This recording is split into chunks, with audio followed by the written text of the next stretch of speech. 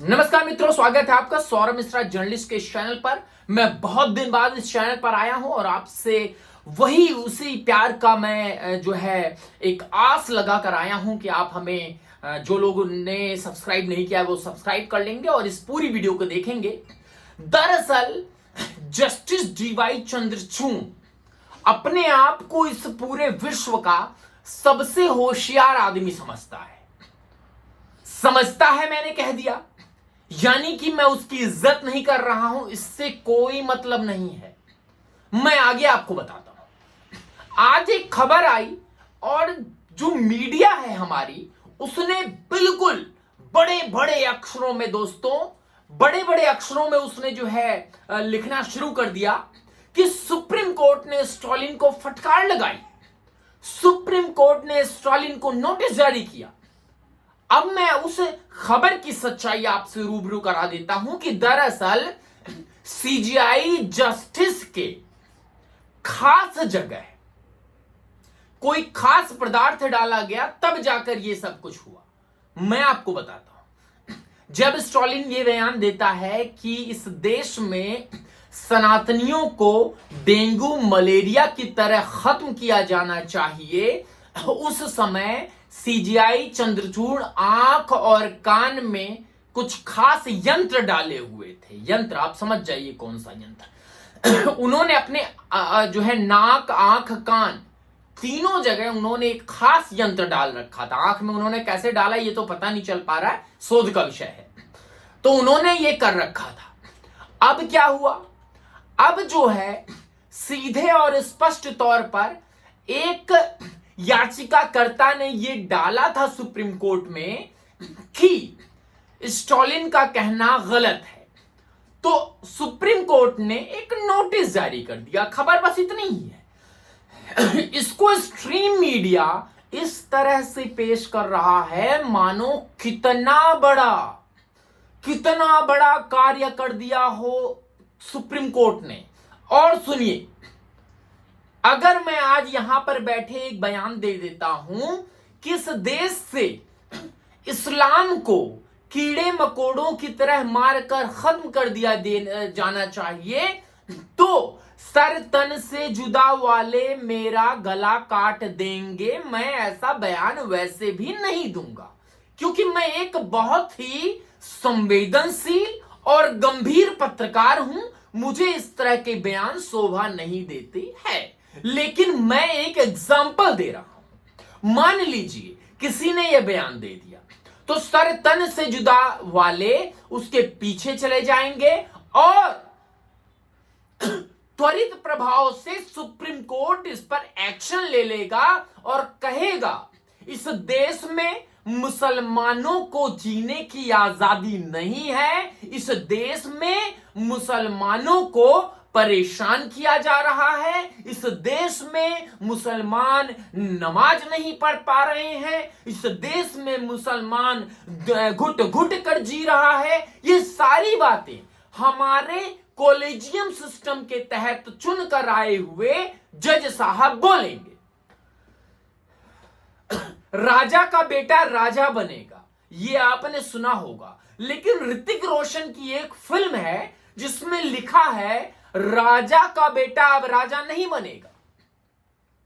इससे मुझे याद आया कि डीवाई चंद्रचूड़ के बेटे 2006 में उन्होंने एलएलबी की पढ़ाई की और आज की तारीख में बॉम्बे हाई कोर्ट में क्या कर रहे हैं? प्रैक्टिस कर रहे हैं। तो इनके बेटे भी बनेंगे जज और इनके बाप भी थे जज। डीवाई चंद्रचूड़ के बाप यानी पिताजी सीजीआई थे, चीफ जस्टिस ऑफ इंडिया थे। पिता ने पद छोड़ा, जब बेटा लायक हुआ तब फिर से वो कॉलेजियम सिस्टम के तहत फिर से वो जज बन गया। अब फिर जब नवंबर में ये अपना पद छोड़ेंगे, फिर कुछ समय बाद जब एलिजिबल होगा इनका बेटा, वो इस पद पर बैठेगा।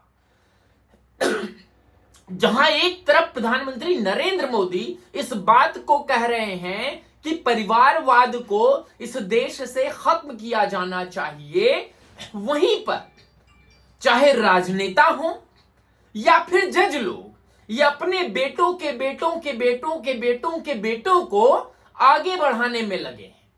इस देश से कॉलेजियम सिस्टम ध्वस्त क्यों होना चाहिए, इसके लिए पुख्ता तरीके से हमारे पास सबूत है क्यों होना चाहिए। पहली बात, बेटे के बेटे का बेटा वो नहीं बनेगा सीजेआई। दूसरी बात, भाई इसको सिस्टम को मैनेज कौन करता है? इस सिस्टम को जज साहब लोग ही मैनेज करते हैं। तो आपस में देख लो, तुम्हें हम बना देंगे, तुम मेरा फेवर ले लेना, और कोई भी इससे सरोकार नहीं। वहीं प्रधानमंत्री के चुनाव की बात करें, यानी लोकसभा चुनाव की बात करें, तो पूरे देश में स्वतंत्र रूप से चुनाव होता है और स्वतंत्र रूप से एक पार्टी सत्ता में आती है।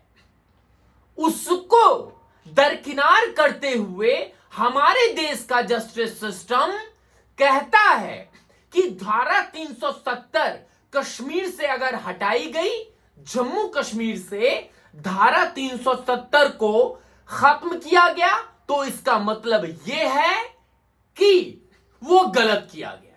अब सुप्रीम कोर्ट ये टिप्पणी क्यों करता है? सुप्रीम कोर्ट ये टिप्पणी इसलिए करता है क्योंकि वो कहता है, इसको चंद्रचूड़ ने जब बोला, मुझे लगा कि भैया माथा दीवार पे मार लो।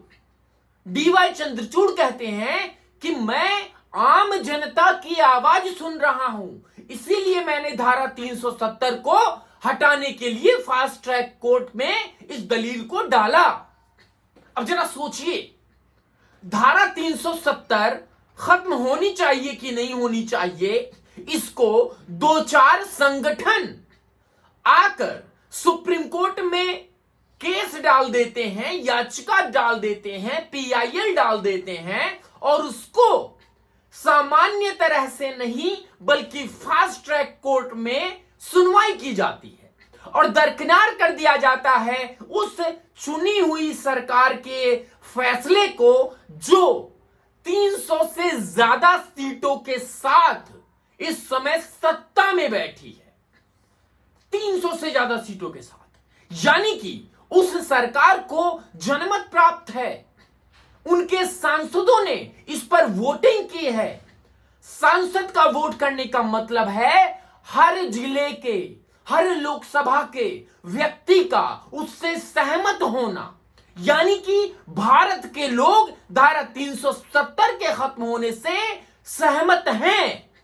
इस पर भारत में एंटी रैलियां नहीं हुई, नहीं निकाले गए इस तरह की रैलियां, लेकिन प्रधानमंत्री की बात को हटाकर, सरकार की बात को हटाकर इस बात को फास्ट ट्रैक कोर्ट में डाला गया। इस समय सुप्रीम कोर्ट में हजारों केस पेंडिंग है।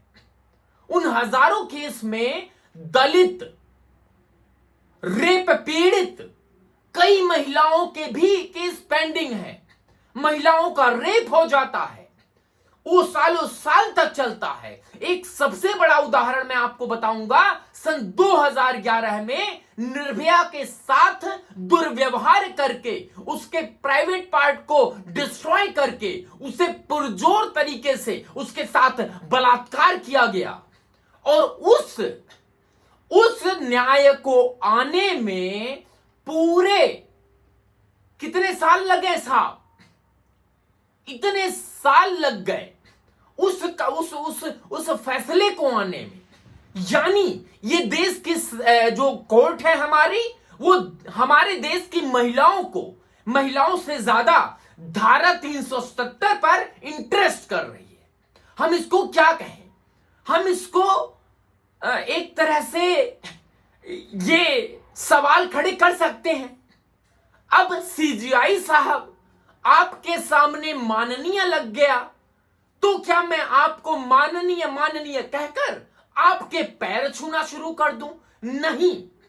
इस देश में फ्रीडम ऑफ स्पीच है, बोलने का अधिकार है, तो महज कुछ लोगों के कहने पर, कुछ संगठनों के कहने पर आप फास्ट ट्रैक कोर्ट में लगा दिए। तो मैं आज कहता हूं,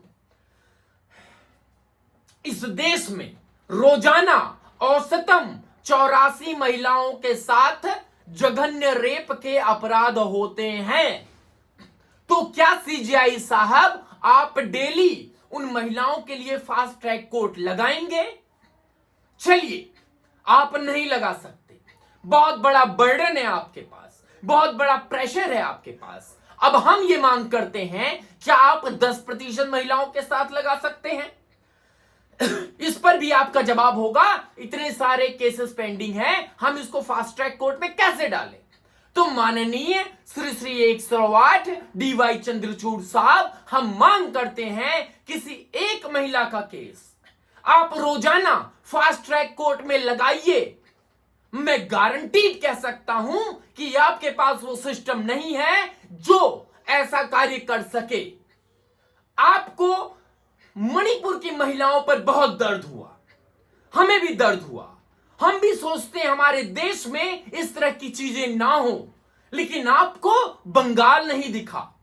बंगाल में सरेआम महिलाओं के साथ रेप हो रहे हैं, महिलाओं का बलात्कार हो रहा है, महिलाओं को मारा जा रहा है, वहां पर लोगों को चुनाव के समय मौत की नींद सुला दी जाती है। इस पर आपका एक बार भी कमेंट नहीं आया कि वो आप बोल सकें कि ये जो हो रहा है वो गलत हो रहा है। मेरे बोलने का मतलब, मैं यहां पर एक स्वतंत्र पत्रकारिता कर रहा हूं।